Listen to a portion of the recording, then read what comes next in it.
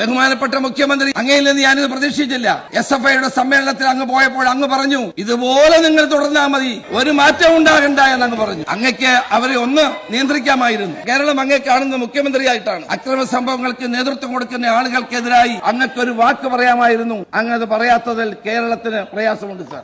SFI സമ്മേളനത്തിൽ ഞാൻ പങ്കെടുത്ത് അവരെ നിങ്ങൾ ഇതേ വഴിക്ക് തന്നെ മുന്നോട്ട് പോകണം എന്ന് പറഞ്ഞു എന്നതാണ് അദ്ദേഹത്തെ പ്രകോപിപ്പിച്ചതായിട്ട് കണ്ടു. ശരിയാണത്, ഞാനത് പറഞ്ഞത് തന്നെയാണ്. എന്താ ഞാൻ പറഞ്ഞതിന് കാരണം, സർ, നമ്മുടെ കേരളത്തില് ഒരു വിദ്യാർത്ഥി സംഘടന എന്ന നിലക്ക് SFIക്കാണ് അവരുടെ സഹപ്രവർത്തകരുടെ വലിയ തോതിലുള്ള വിയോഗം അനുഭവിക്കേണ്ടി വന്നിട്ടുണ്ട്. അത് എതിർ സംഘടനകളിൽപ്പെട്ടവർ കൊല ചെയ്തതാണ്. അങ്ങനെ കൊല ചെയ്യപ്പെട്ട 35 സഖാക്കൾ, അതിൽ പ്രമേയ അവതാരകൻ മനസ്സിലാക്കേണ്ടത് അതിൽ 13 പേരെ കൊലപ്പെടുത്തിയതിന്റെ ഉത്തരവാദിത്വം രാഷ്ട്രീയമായി നിങ്ങൾക്കുള്ളതാണ്, നിങ്ങളെ സംഘടനയിൽപ്പെട്ടവരാണ്. SFI ആക്രമണം നടത്തിയതിന്റെ ഭാഗമായി ഏതെങ്കിലും ഒരാളുടെ ജീവൻ കലാലയത്തിൽ വെടിഞ്ഞുവെന്ന്, അങ്ങനെ ഉണ്ടായി എന്ന് ഒരു സംഭവവും പറയാനില്ല. അതാണ് പ്രത്യേകത.